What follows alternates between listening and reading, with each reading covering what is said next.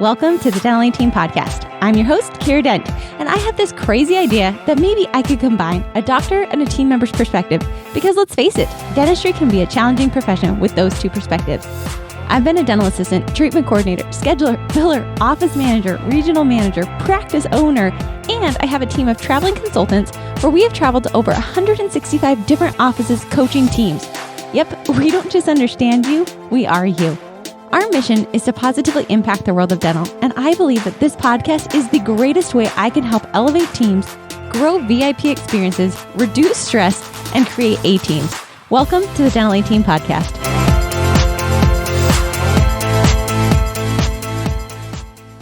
Hello, Dental Team listeners. This is Kiera, and you guys, I am so excited. This is a throwback podcast to, you guys can see how I used to podcast, but this one's really awesome because I did this with Howard Farran. Gosh, I think it was even 2 years ago, but we were able to get it from Howard. And the reason we wanted to play this now is because that was before Women Dentist Connect was even a business. If you guys don't know, Dental Team has a sister company called Women Dentist Connect. So myself and Dr. Summer Casmel are partners in Women Dentist Connect, where we bring women doctors, women team members, women in leadership, all these females, brilliance together to really give an empowering business leadership savvy event. So with that said, if you guys want to actually join us for Women Dentist Connect, we are running it virtual. Yes, we're doing it virtual. It's going to be November 13th, Friday the 13th, because we're cool like that. And we think that, hey, it's going to be a good luck day. So that's why we wanted to put this podcast out there, is to kind of hear some of the things that before the business had even really come to life, this is where I was already headed, the things I was thinking of. And then also to remind you of Women Dentist Connect, November 13th, pop on over to womendentistconnect.com. You guys can sign up. We're doing it for the whole team. It's virtual. It's going to be awesome. And I can't wait to see you guys there. All right, guys, thanks so much for listening. I hope you love it.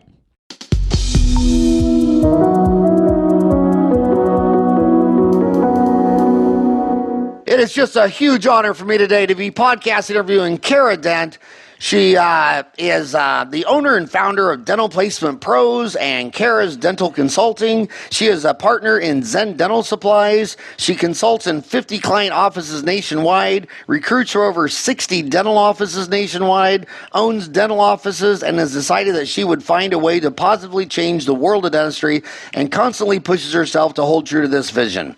Kiera has been featured on podcasts including Dentalpreneur podcast with my buddy Mark Costas, The Thriving Dentist with Gary Kakis, Start Your Own Dental Practice with Jonathan Van Horn, Shared Practices with Richard Lowe, and Growing Dentist with Narun Arulaja. How do you say his last name?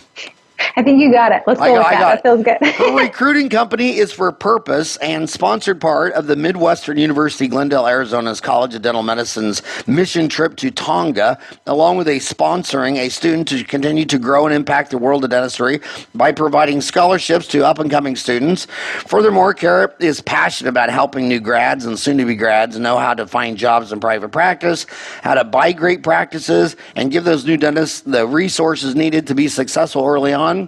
She is also partnered with a very successful female dentist, and they have created an online women in dentistry community to help mentor female dentists as students, brand new grads, and those in associateships are wanting to transition to ownership. When she isn't working, Kiera loves to travel. In 2017 alone, she visited all 50 U.S. states, traveled to 6 countries, and ate some incredibly good food while she travels. She loves to meet new people, relishes in new cultures, and finds joy in seeing the world through new perspectives.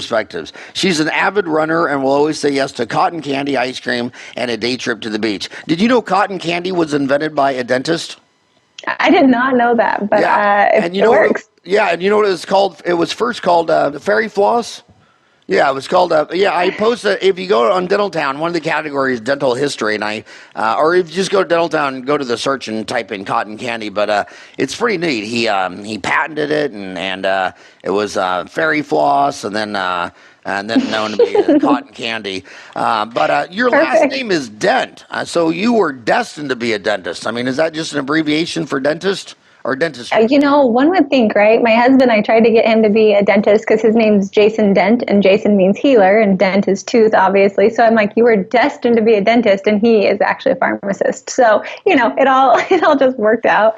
I think it'd be a little crazy if both of us were in dentistry. So, well, he is in dentistry because I don't think we could do our job without the pharmacological industry. I mean, with the antibiotics and the vaccines. I mean, gosh, oral cancer, the number one way to prevent oral cancer is the HPV vaccine, and it still really makes me crazy when I'm a dentist with 9 years of college and I can't give the HPV vaccine in Arizona. But if I walk over to Walgreens, a farm tech with 9 months of school can give the HPV vaccine. Same thing with the flu shot. I mean, you see Grandpa on a cleaning, and if he doesn't come back in 6 months and he's dead, it's the top would be heart attack, cancer, and usually the flu is in the top 5 or 10 each year. It kills 8,000 to 35,000 a year, and this is going to be a bad year. The last year we were close to 35,000 was about 2009, and they're saying this year is going to be a doozy too.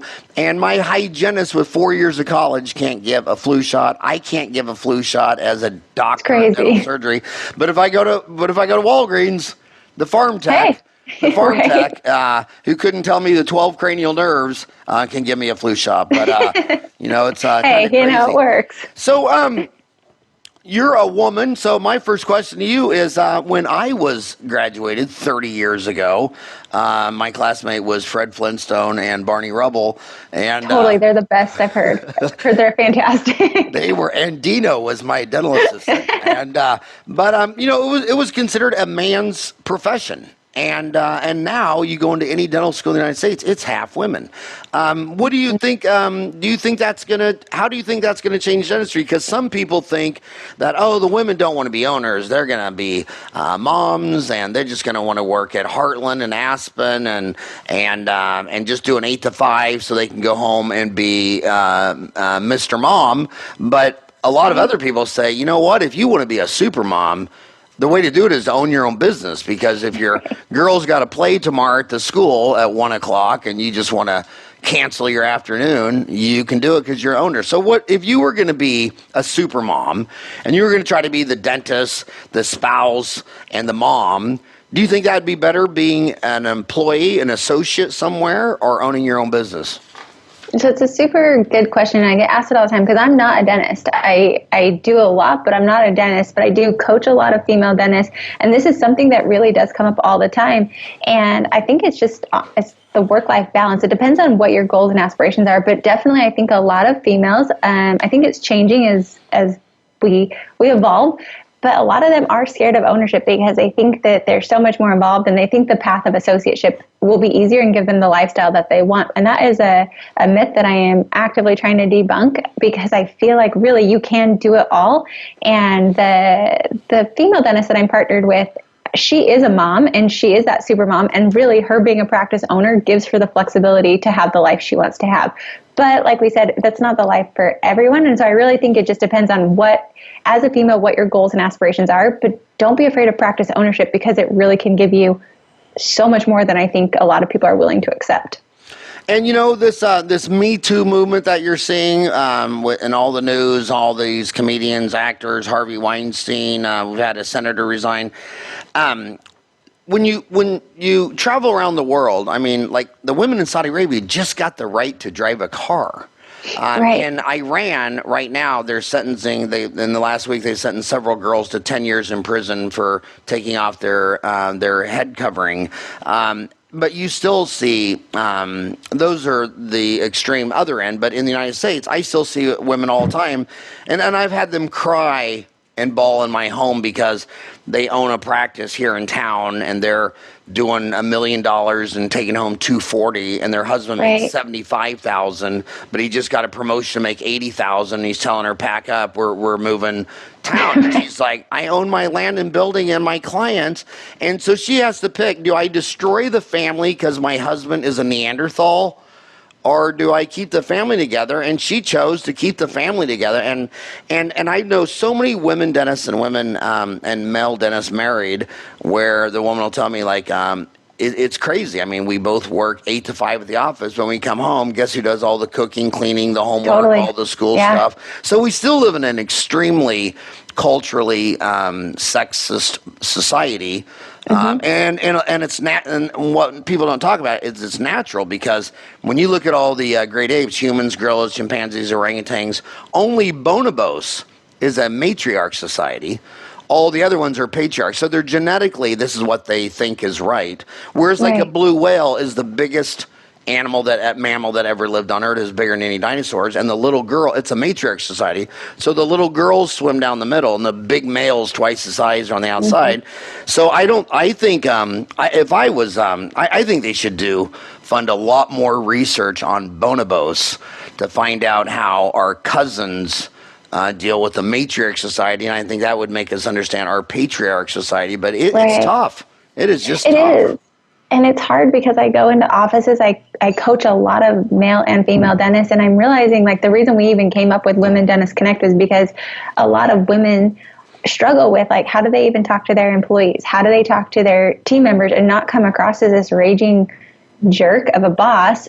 But yet if their male dentist would say the exact same thing, it's totally normal. And like you said, what do? Do they pack up, or are they equal partners with their spouses? And some people will say, Kiera, you're kind of being sexist in this, but really it's the reality of that's not for everyone, but that's also a very real reality for a lot of people, and it does need to be addressed. I think women are coming in a lot stronger, but they're having to learn how, and that's why we're coaching a lot of them, and we're doing it female to female, because for me to tell you, hey, you're being a raging crazy lady, you need to calm it down, as opposed to a man coming in and saying the same thing, or just like different ways to talk to their teams. And when you get all those women together, there's a lot of estrogen sometimes, and there's a lot of craziness that I don't think male dentists understand as much. So it's this weird world, but yet I'm so proud of the women who are coming in, because I think that they're impacting, and they've got this empathy, and they've got different attributes that their male dentists don't necessarily possess. So I think it's a really good balance, and I'm really happy that the female dentists are coming in. And,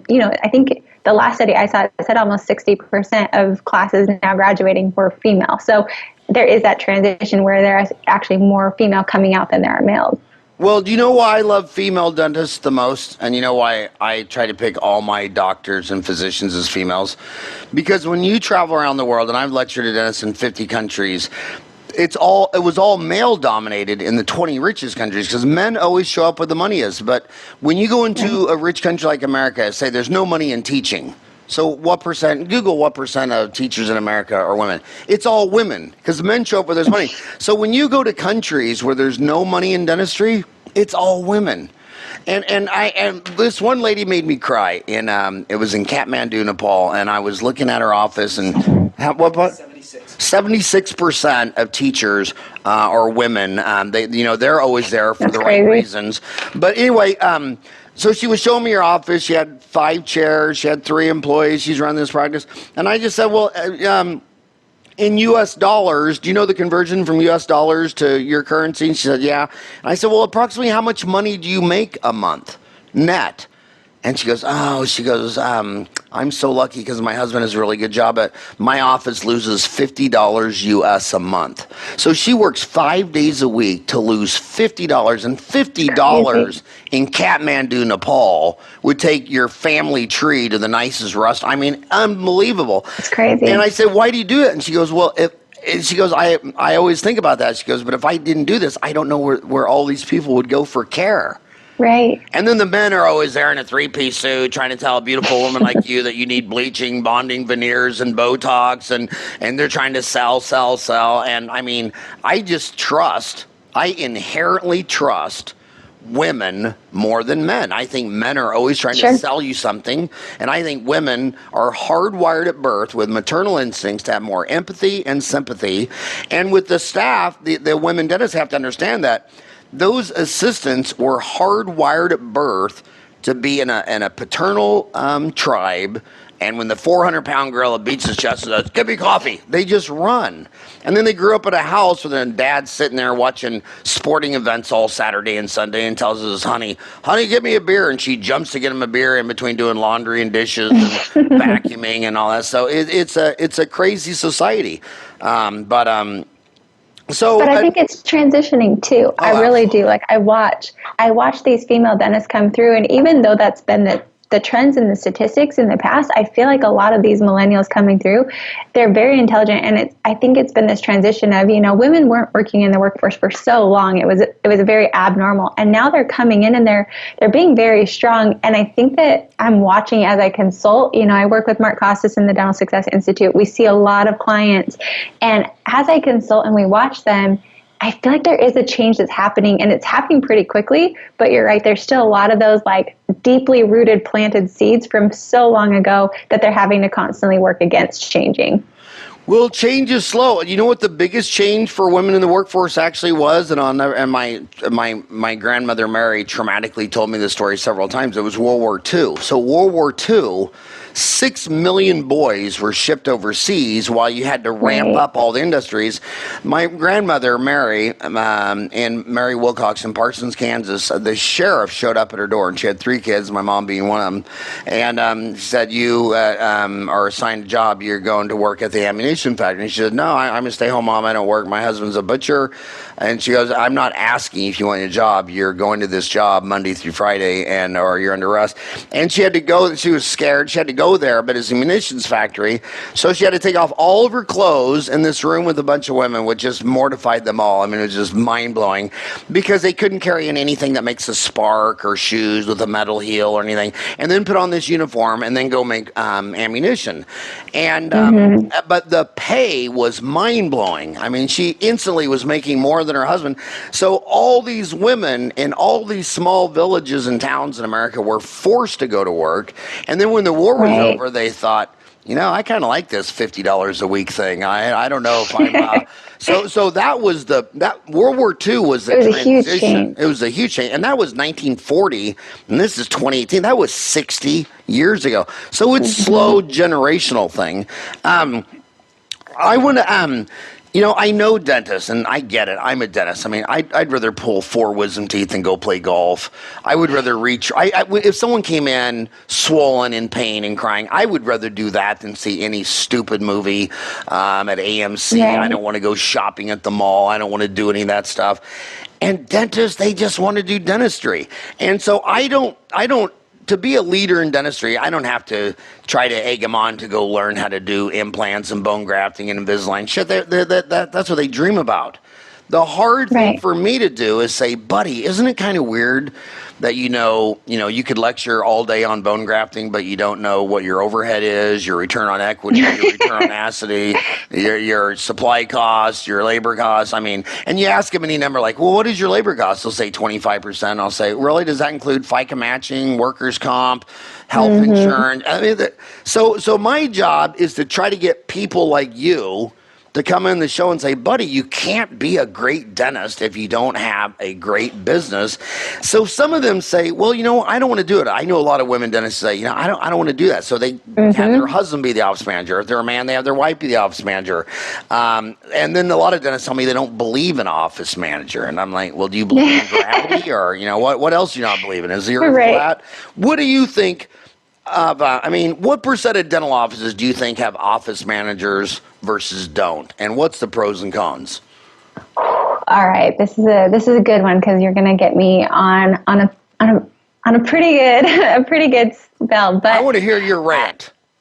My rant, I feel like I would say in all the offices I'm in, because we also just launched another company for office managers solely for this purpose, because I walk into offices and I'll say that probably 80% of the offices I'm in have a quote unquote office manager. However, I feel like office managers are not actually office managers. A lot of times it's the dentist being too controlling. They don't want to let go of it. So the office manager is more just a front desk personnel who's helping with the front office. And so it's really funny because I think this world of office management is I think people don't even understand what it entails, what it means. It's very abstract. And I was noticing over the past year, this is actually why I created another company. It's called Dental Masters, and it's specifically for office managers, because people don't even know what an office manager should do or what they should look like or what their responsibilities should be. And as I was paying attention, like I was a dental assistant before, and there's schooling for dental assistants, there's schooling for hygienists, there's schooling for dentists. there is nothing really for office management at all. There's nothing for front office. And I think that that's why so many dentists, whether you're male or female, it doesn't matter. That's why there's this obscurity of what does the front office, what does it even mean? What does it even entail? You don't learn it in dental school. I worked at Midwestern University for 3 years at their dental college. You don't learn about what the business aspect is. So I think it's so obscure, and that's why I think that there's really not office managers per se truly managing your practice in the bulk of the offices that I go into. Now, that's pretty bold to say, but it's because either the dentist is trying to control because they don't even know what to let go because they don't know what reports to run, or it's because office managers likewise don't know what reports they should be doing, what they should even be trying to manage, and so they're trying to fumble through this world of we don't even know what we should be doing or we shouldn't be doing. And I just think it's so obscure that no one really knows that whole front office area, and it gets really jumbled and really garbage. And that's why I think a lot of dentists are intimidated by that, and they don't even want to do it. So they just hire somebody or they push it off because it's so far removed from them that they don't really know even how to help.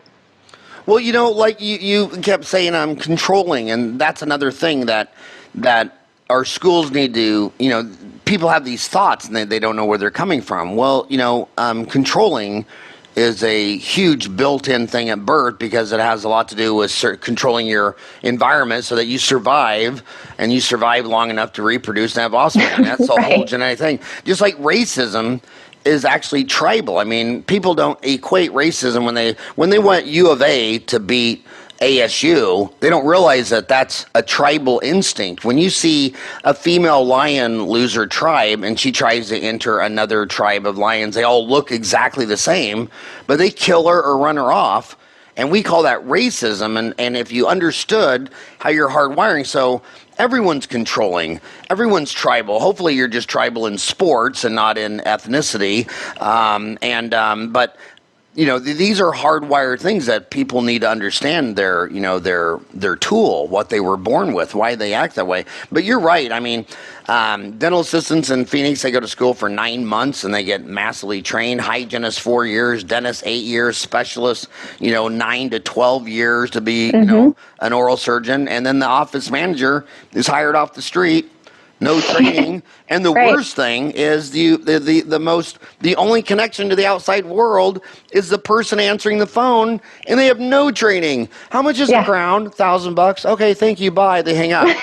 They didn't get any contact information. They weren't trained. And Dennis will tell you 40,000 reasons why he uses his bonding agent and not another bonding agent. And I'll say, by the way, what is your new patient call conversion rate of people calling your office that are not patients to actually coming in for a treatment? He's like, what? What? I have no idea. I have no idea. Every April, the god of dentistry comes to Scottsdale on Good Friday. And the whole morning he talks about bonding agents. And I say, buddy, is that really your problem, that your bonding agents all fail? What, you do fillings, they all fall out? Then you come back in the afternoon and the whole lecture's on wear rates of fillings. So let me get this right. So your whole problem is your fillings fall out, and then the ones that stay in all wear down. I'll say, what you can on your website, think about this. We know that for every 100 people that land on the average dental website, only 3 call the office. For those 3 to call the office, only 1 will come in. And 3 people have to come in before you get 1 to do a filling, because they only have a 1/3 conversion rate on the treatment plan. They only have a 1/3 rate of a new caller conversion to come in. So to get 1 filling done, you need 3 people to come in. For 3 people to come in, 9 had to call. For 9 to call, 900 people had to land on your website. Do you think any of that matters? And they're like, well, Howard, what bonding agent do you use? It's because it's so far away. It's an area, like I've learned with a lot of dentists working at the school, they like to talk about the things that they know. It's comfortable. It's a safe space for them. And so anytime you challenge them, like when you were talking about the business of, hey, do you guys even know like what your overhead is? Do you actually know about all these things? Like it's so far removed. It's such an uncomfortable space. And dentists, I think by nature, tend to be more of that perfectionist that really like they can hunker down. They're really good at those things. And so when you ask them these uncomfortable questions, it's like,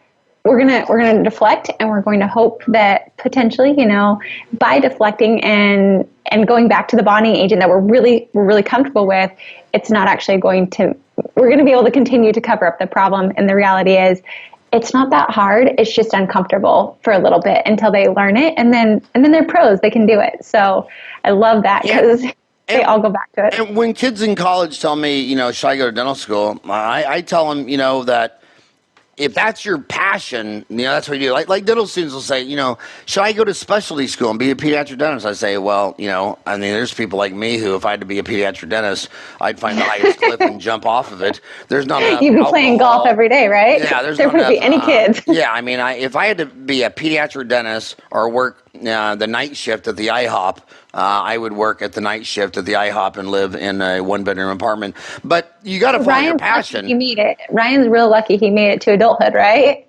You are right. But the bottom line is, all my multi-millionaire friends that own any one of the franchises, like McDonald's, IHOP, I have a buddy who owns 8 Waffle Houses in the Valley.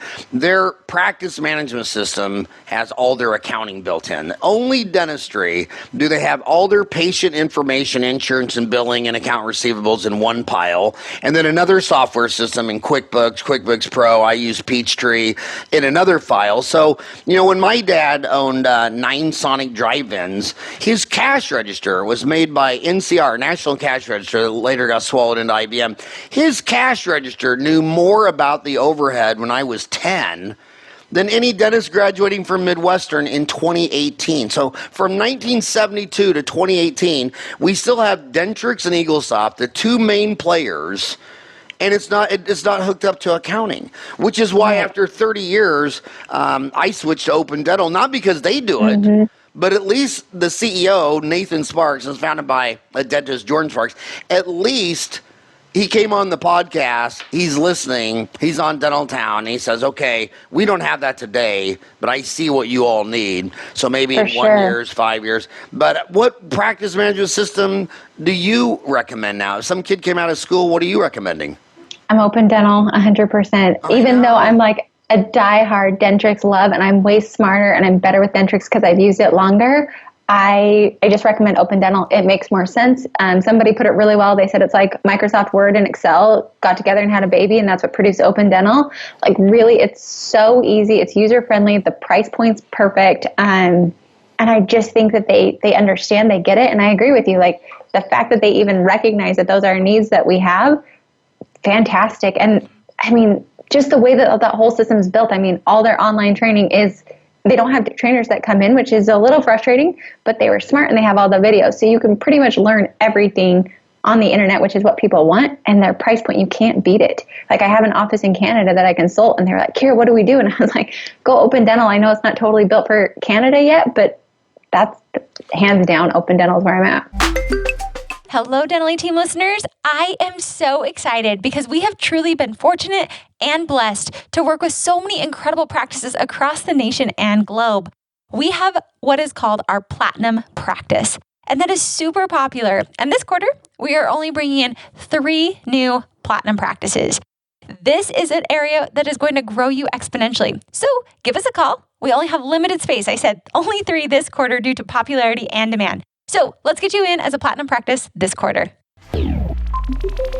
But here's what Open Dental is all about. So he was in Montreal, and he said, well, I need all this in French. And it's like, and Nathan's like, well, dude, it's Open Dental. Go in there and change out all the words to French. Exactly. And that's why it's taken off over countries, because it's open, whereas all the other systems are locked down. But I remember Dentrix invited me to a user convention a couple of years ago, and I thought, really? Have you ever heard one thing I've ever said about your company, and you're inviting me over? So I thought, well, maybe this is an olive branch. They're going to listen. The guy starts out with 85% of the features are never used. So let's talk about all the new features we're coming out with. And he gives this whole spill. And what dentists don't realize is that the 85% of the features you don't use is the biggest problem, because you bring someone in a dental office, they open up a screen with 80 million things to do. It's overwhelmed. But when you go into like Hertz Rent-A-Car and you check out a car, they have a little iPalm and there's only like 6 things they do. When you return the car, there's only like 6 things they do. When you go to Marriott, it's a function deal. So, I was telling Nathan at Open Dental, the first thing you got to do is you got to set this up so that if a dentist says, look, we don't use all this stuff. We don't want the clutter. We don't want the confusion. We're going to X out, close all this down, and then set up a system. But Kiera, what I wish you would do, and your amazing buddy, Mark Costas, is Nathan's an open book. I mean, he will come down to Phoenix, and we can meet at Dental Town and have Mark Costas come down, and you come down, or we could all go there and meet them. But we have a long-term partner, and he's hiring like 2 new programmers every month. He's basically hiring all the programmers in his area because I really believe that my homies are smart. I mean, how many people in your town know the difference between geometry and trig? Hell, a dentist, spent 1,000 hours in the library. They know 30, how many ATP come out of the glucose molecule in the Krebs cycle. They're not dumb. If they just don't have a franchisee like you would if you owned a Dairy Queen, which is owned by Warren Buffett, or any of these franchises, the franchise systems are all built in to help them manage. So that's why you see in the dental industry, you see so many consultants.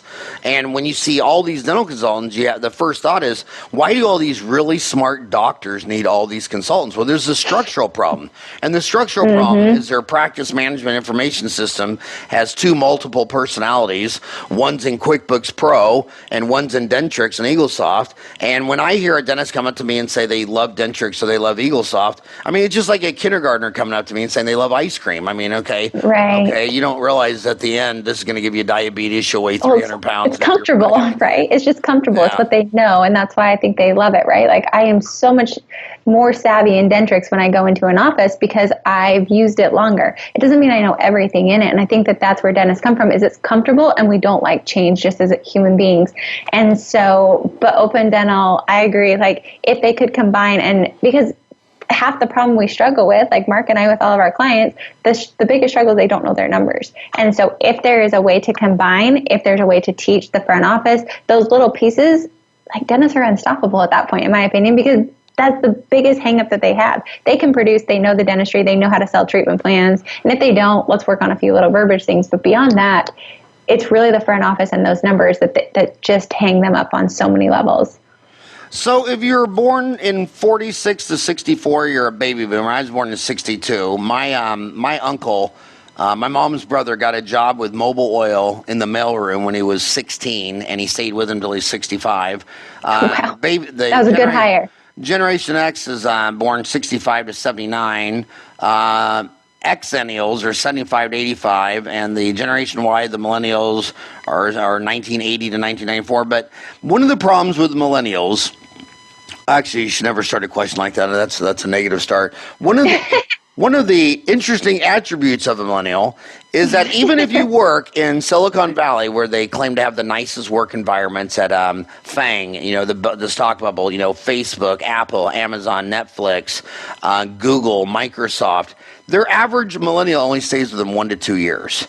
And then when you go into dentistry, a lot of dentists on Dental Town saying, well, at these DSOs, they have a lot of turnover with their millennial dentists. They only stay there 1 or 2 years. And I'm like, buddy, it's the same thing in private practice. It's the same thing in Facebook and Apple and Google. And a lot of dentists on Dental Town are thinking, I don't want to hire a damn associate dentist, because every time you do, they come in here, they do a bunch of work, they're gone in 2 years, and I have to do all the warranty work for the next 3 or 4 or 5 years for their failed implants and all this stuff. And then the DSOs are asking me, what can they do to keep their associates working longer? And I said, well, if Facebook, Google, and Apple, and Microsoft, and Netflix, and Uber can't figure it out, why are you going to figure it out? So what do you think about the turnover of and then last but not least, if you're in dental school and you're saying, well, you know what, the perfect panacea for me is I want to get married, have 2 kids, and I'm going to work at a DSO or get a job associate. Okay, well, that was a great idea. How come everybody that graduated the 5 years before you all quit their job in a year or 2?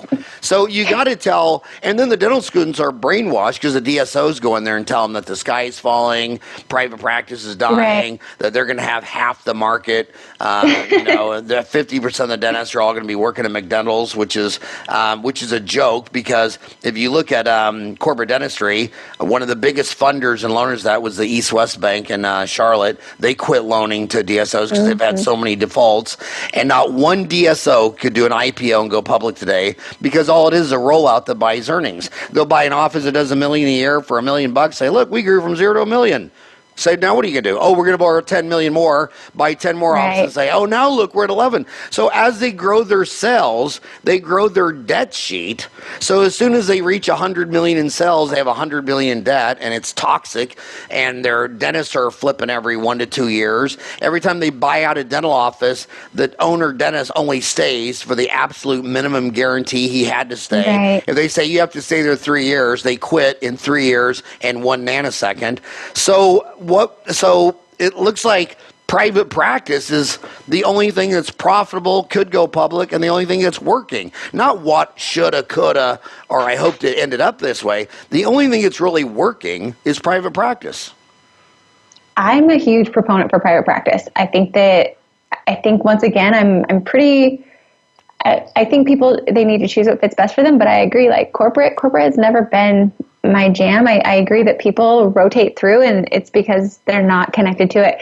Then people ask, well, how do I keep my associates? And my answer to that is, like, I believe partnership, it keeps people tied to you. It helps them invest in it long term. It's kind of like buying a car versus, having a rental car. You drive a rental car terribly because it's not yours. You have zero invested to it. Whereas if you buy it, you're going to have it for the long haul. You tend to take more care of it. You're going to be more invested in it. You're going to put the better gas in it, generally speaking, because you want it to last longer. Same thing buying into those. That's how you keep those associates. That's how you keep them. You can have a trial partnership. And there's so many things that I have on partnership, because I do help a lot of students get jobs. I review a lot of these. Like, I'm all about the students and getting jobs and helping them find it. But I agree with you, like, to the point, I don't think the private practice is the only solution. I think that there are other solutions. However, I think that private practice makes sense. We have so many options out there as a private practice owner. As long as you know your numbers, as long as you're remotely smart within business, I believe that you can do it really, really well. It doesn't even have to be on demographics. I was just talking with Tim McNamara the other day, and he popped up a startup in the middle of the worst place in the Tri-Cities, and he is wildly successful. So I really think it's all about mindsets. And I think so many millennials, one thing that when I was talking to the students at Midwestern that they struggle with is, I think one of our biggest problems, the reason why things aren't working as well now, that people are turning over all the time, is because a lot of millennials, the very first job that they've ever had is being a dentist. They don't know any other job. They don't know what it's like to work in other places. And that's not saying all of them, but a lot of them, the students would tell me, I've never worked in another job. My first job is being a dentist. And so I think that there's this disconnect of I don't want to say hard work, because they work really hard, but it's just the understanding. Like, why don't they say Apple? Why don't they say Amazon? Because there's so many other opportunities out there that they're so accustomed to having, that I think that long-term commitment is getting lost as we evolve. And so I think getting people to partner in, having a reason for them to stay with you long-term, helping them to actually have that long-term commitment, even if they don't understand the benefit of it right now, is how people are going to get it, and you're going to keep them. But I do agree that I think corporate has its place to help train a lot of dentists to become even better business owners. But for a long term, I don't think corporate is the solution for most people. So for some, definitely, but for the bulk. Well, the best advantage of me being my age 55 is not just that my 4 boys turned into 4 grandchildren, but the fact that when you've been around the sun 55 times, you've seen this rodeo before. When I got out of school, Orthodontic Centers of America was this big rollout, and they got a big $100 million line of credit. They bought 100 offices, doing $1 million each. They made it to the New York Stock Exchange, and it imploded, and there were a dozen on NASDAQ. They're all gone. Nobody survived. And now they're back, and it's the same damn roll-up. It's the same. There's no innovation, and it's headed down the same path, and everybody knows it on Wall Street, which is why you see none of them traded on the NASDAQ. So everyone in Wall Street knows it. I know it. You know it. The only people who don't know it are the ones that own the DSOs. They're the only ones who don't know it. Well, and I think DSOs have their place. I will say I'm a little bit of a bandwagon follower on the DSO. I see a lot of flaws in it, but I also can see benefits in it as well. I think it's a hype right now. It's kind of to me, DSO feels like the buzzword and the fad for right now going through. And I'm curious to see how long, like you said, how long will it really ride out? I'll say it in a more positive way, because I don't want to be a negative Nelly. I just want to say that the DSO business model that will work has not been invented yet. But like you said, you promote partnerships like Comfort Dental, Rick Kirshner. He has 350 offices, but every dentist is a partner. Right. And that's scary in itself, because when you marry a person, you have sex and babies and share holidays, and that fails 50% of the time. And the loving, kissing, snuggle, baby, grandbabies, vacations, those are all gluing things that make the relationship more sticky and stay together. Now you're marrying a damn dentist that you don't make out with, you don't have kids with, you don't go on vacations with, and then 5 years down the road, he wants to turn into a boutique practice, and you want to turn into a low-cost PPO provider. He wants, and I mean, I've just seen so many. I could just search divorce on Dentaltown, and not only will you find them in threads, but so many of them say that their breakup with their partner was worse than with their spouse. The breakup with their partner legal fees were 3 times the legal fees of breaking up with their spouse that involved children and houses and grandkids. So I mean, it's tough, but I do think some part of the model has to be when you're managing humans, it's not what's right and wrong, it's what works. It's like in Arizona, when I'm talking to anybody in Arizona that has a free dental clinic, I say, what's your number one problem? They say, well, half the people don't show up for their appointment because they have no skin in the game. Exactly. And then you tell anybody in the government, like if you told Bernie Sanders, well, how about they have to pay $10 out of their pocket to make their free appointment? And they cost $10 to make an appointment. No, it should all be free. Everything's free in Wally World. And it's like, buddy, that doesn't work. What's the reason for them coming in, right? Like, they can keep it or they don't keep it. It doesn't matter. There's other people that they can go to. That your time's not valuable because you'll just get them in the next time. It's free. There's zero, like you said, zero skin. So what's the consequence? So we don't see them for 6 weeks? Fantastic. Like, what does that really do? So if I ask the dentist, what stresses you out the most? He never says how to do a crown. He never says that. It's always what stresses him out most is his employees. Yep. And if it's not his employees, his patients. At the end of the day, what it is the dental schools created this artificial natural selection that you can't get into dental school, med school, or law school unless you get straight A's. So you always get this introvert geek who lived in the library for 4 years, wasn't in a frat, never had a date, never had a hobby, and you watch in every dental office in America, after the dentist gets done working on their patient, when they're done, they get up and they go right to their private office and shut the door, and then put lock it. And now this selected librarian Greek that knows the difference between geometry and trig now has to be a leader, has to sell dentistry, has to attract and retain and keep employees for life, attract and retain and keep people for life. And he's like, dude, I hate people. I want to do a physics question problem. How do you work with this group of naturally selected brainiac librarian geniuses who have to switch from physics to people? It's a solid question. What I tend to do is I play to that. They're brilliant. Dentists are brilliant. They really are. And so if you were able to figure out all these different things, even though you might not like people, they understand that people are what are going to propel them to what they ultimately want. They want to be successful. They want to be profitable. And so I play to that all the time with them of, okay, just look at it as an equation, look at it as a transaction, look at all these different things. And yes, you still have to have feeling and heart to it, which comes later. But if they can start to relate with their patients, and I'm like, literally, if you just give them an expectation and I break it down into steps with them, that becomes manageable. It's not, hey, go be friends with your patients or become best friends with your team. It's literally, let me break it down. These are how you have your team meetings. This is how you interact for a treatment plan presentation.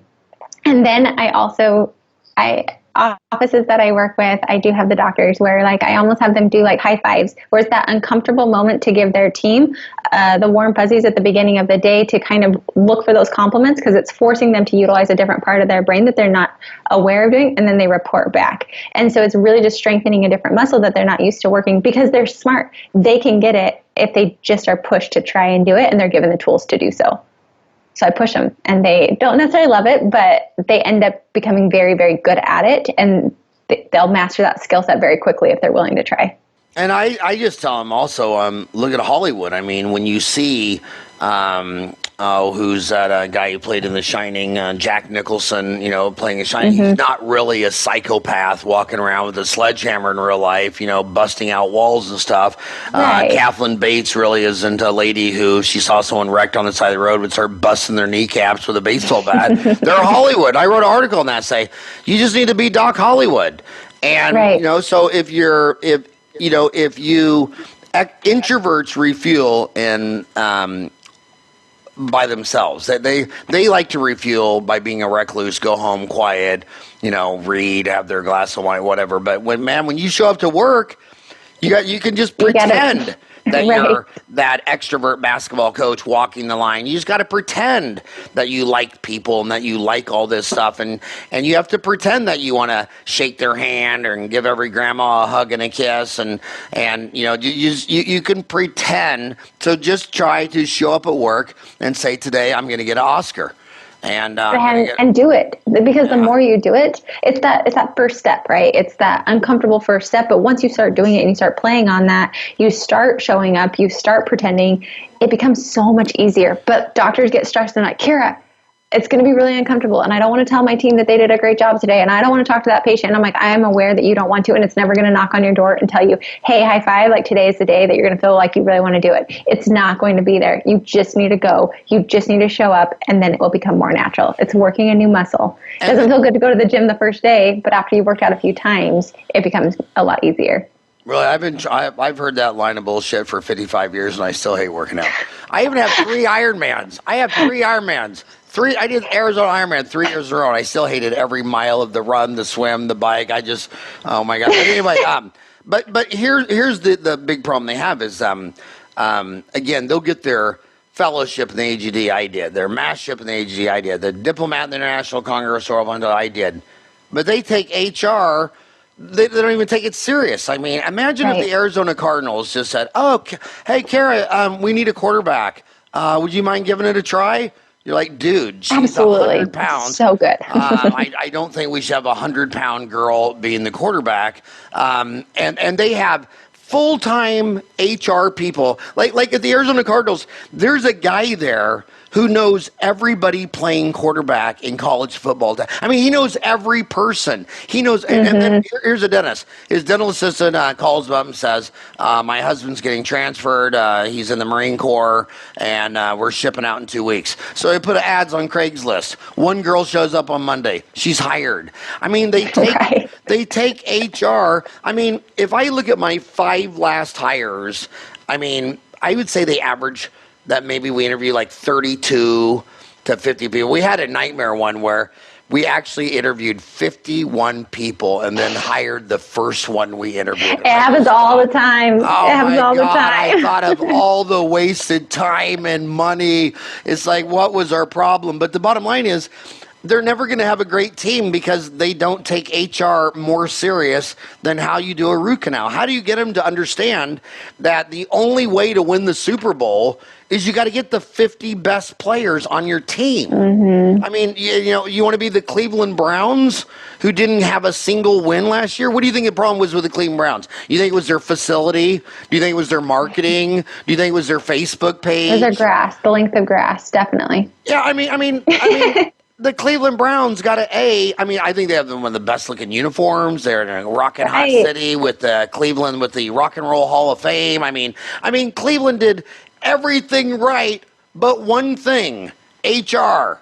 And what does the dentist do? He thinks he's going to compensate for HR by having a Facebook page. I think it's important to realize, like, do you want to be the team that has the one all-star where all the chips are on one person, or do you want to have multiple all-stars on your team so you really ramp it up? It's like, if only the dentist is good and that's the only thing you focus on, fantastic, but you can only go as far as you can go solo. If you get your entire team on board, you really do hire those great players, you can go so much further, and it's not as hard for you. So it's kind of that, like, it's a mind shift. doesn't feel natural. It feels like, don't just work hard, focus on the dentistry, focus on that. It doesn't feel natural, so people tend not to do it. But it's, like you said, if they can reverse it around or do the reverse engineering, really hire well, get the right people around them, it's going to be easy for them, and they're going to be more profitable and more successful. But it's just that mind shift of changing that. I always tell dentists, when their business is going south, they say, well, you know what? I need to learn how to place implants. I'm like, okay, dude, graduated $350,000 student loans. This is what you're going to do. You're going to dig yourself a deeper hole. You're going to buy $100,000 CBCT. You're going to buy, $50,000 of training and education all the way to Dominican Republic with a Rune Guard. You're going to buy a system and a kit. You'll probably be $200,000 in debt before you do your first implant for $1,000. But I tell them, they say they're going to get into lasers. Well, okay, those lasers are $75,000 to $150,000. I tell everybody that the number one return on investment in dentistry is always a dental consultant. Everybody I know that does $2 to $5 million a year, you say, well, did you ever use a dental consultant? I go, dude, I've used probably every dental consultant that's ever done work in Lafayette, Louisiana my entire life. And I'll say, why did you use every one? They say, well, I've never hired a consultant that didn't come in, get the team, train with a new skill, something different. Maybe it was the hygiene. Maybe it was something. And whatever I paid them, I got that money back. I mean, say it was like X thousand a month. Well, starting the next month, I collected more than that, and then more. And I tell every dentist when they say, well, should I buy a laser or a CEREC machine? Really? Really, a CEREC machine? And your house? I mean, when your house is on fire, you don't go buy a new couch and start looking at new furniture. Your freaking house is on fire. Right. Let's get the house not on fire, and then we can redecorate it with CAD cam and lasers and all this like that. But I mean, wow. In fact, I tell consultants, if I was a dental consultant, if you hired me, I'd give you some shiny machine with a bunch of buttons and lights on it and an antenna and a Bluetooth connection, because they just want to buy shiny objects. They don't. Yeah. Why do you think that is? Do you think it's because they're embarrassed that they're a doctor, they walk on water, and I do not want Kiera to come in here and realize my house is crazy? Do you think it's that? Do you think it's pride? Or do you just think they don't understand investments and return on investments, and that they pay their bills monthly, and you need to get that money back with a return on investment monthly, and the only thing that's guaranteed to do that is consultants, not CAD cams? Gosh, I think it's a little bit of both, but more than that, I think it's kind of like the diet pill syndrome.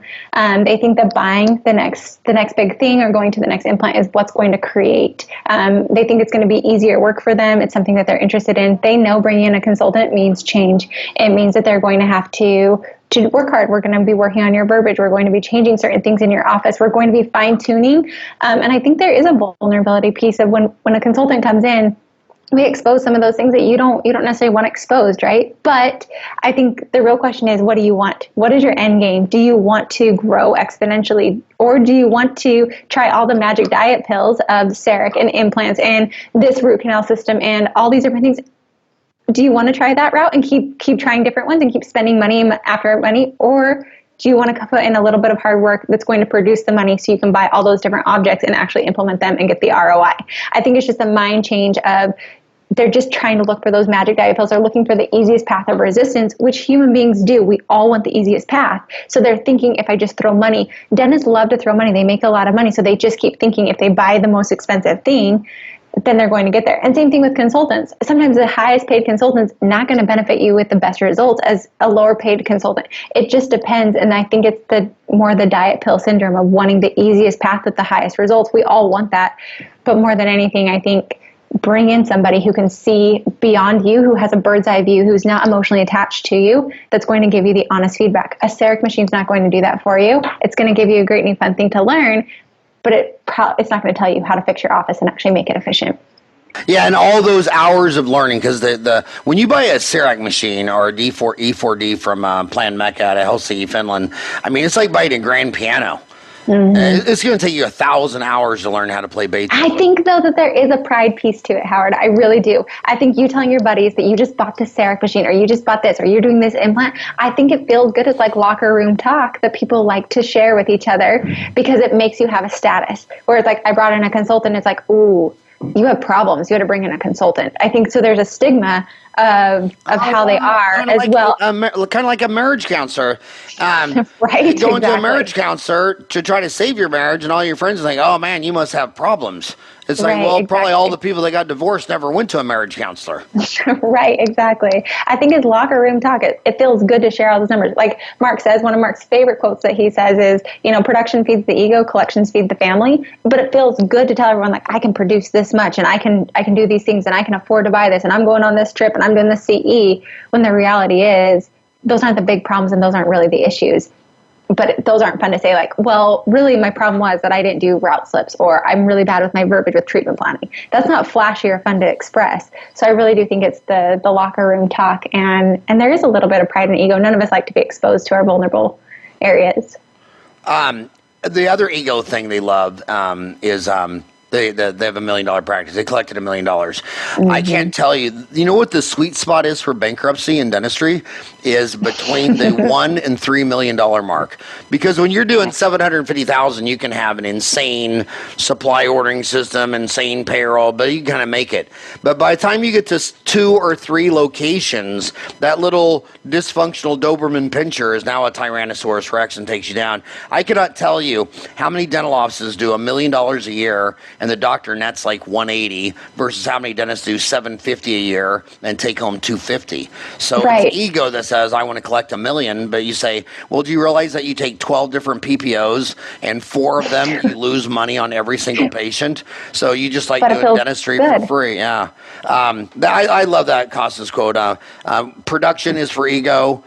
Production feeds your family. Is for ego, and collection feeds the family. Feeds your family. And the golfers always say, you drive for show and you putt for dough. Everybody goes to the range and gets their big driver out and tells everybody, there you go, man, I was hitting them 300 yards. Right. Yeah, dude, and they were in the next fairway. But it feels good. It feels good to say those numbers. It feels good to say. I mean, people talk, like when students are coming to me and saying, Kiera, what job should I take? I'm always like, pay attention. You're looking for that 35% adjusted production that they're offering. But of what? You might get an offer of 28% adjusted production of a practice that is producing and skyrocketing, but it's a lower percentage, or you're getting the 35% of the practice producing what, $50,000 a month? High five, you lost. Like, you took the worst deal. But we're all about this comparison, and we all want it to feel so good of I'm a rock star. I can produce this much, because that's the only thing that's an equal comparative. And so if you can get past that, and you can drop your ego, and you can lower your pride, and you can see it for what it really is, then I think you're able to actually make the changes. I mean, I have a friend, he's got a way small practice. He freaking kills it. His overhead is 47%, and he produces $150 a month. Like, he's crushing it out there, and his life is not that hard. Can I marry him? You should. He's a pretty awesome guy. When I sell my dental office, I'm only selling it if it's a woman. For once in my life, I want to get $1 million check from a woman. Feels good. Yeah, I'm tired of paying them when they leave millions. I want one woman on earth before I die to write me a check for $1 million. If they want help? What is your website? I mean, you got Dental Masters Now. You have Kiera, dentalconsulting.com. You have a lot of websites. What is the website that my homies should be finding you on today? I think the easiest one, Kiera's Dental Consulting, that's going to kind of encompass them all, or Dental Placement Pros. Dental Placement Pros is if you're looking for jobs and help. Kiera's Dental Consulting, if you're looking for consulting, we can talk about office management help, practice acquisition, you name it. If you want women dentists, if you want to have that one-on-one consulting with a female dentist, just shoot them over to Kiera's Dental Consulting. Any of these, really, come on over to Kiera's Dental Consulting, and I can help you with whatever. I purposely stopped working with a very successful practice because I felt like being tied to one office meant that I could not help as many people. My goal is to help in whatever way I can, and that's why we've created the companies we have. So, well, how should they contact you? Should they go to Kiera, which is KIERA, I before E, but after I before E, so Kieras, KierasDentalConsulting.com, or they could go to dentalplacementpros.com, or they could go to becomingdentalmasters.com. That one's actually, it's Dental Masters Now. I apologize. You have the wrong one for that. Dental Masters Now. We wanted it to be more affirmative. So Dental Masters Now, that's for the OM. Right on. And then you have Dental Placement Pro. What's that all about? That's looking for, is that an old guy like me looking for an associate, or an associate looking for a job? Either one. It's a match. It's kind of like matchmaking. Yep. So it's a recruiting site. Or if you're not even an associate, you just need help with front office or back office or team players, we hire for them. And then we have our Women Dentists Connect is the one specifically for women dentists. Well, if you see someone register on that, and their name is Howard Farran, it's. I'll know who it was. I'll know exactly who it was. A girl.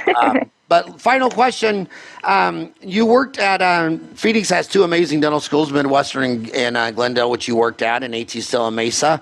You worked there 3 years. How did you? What happened to your journey to go from Glendale to Reno? So my husband, he was in pharmacy school there, and I am always been entrepreneurial minded. And I found out of all the schools he got accepted to that Midwestern offered a spouse discount. So I definitely worked so hard, and I was super lucky to get a job at Midwestern in their dental college.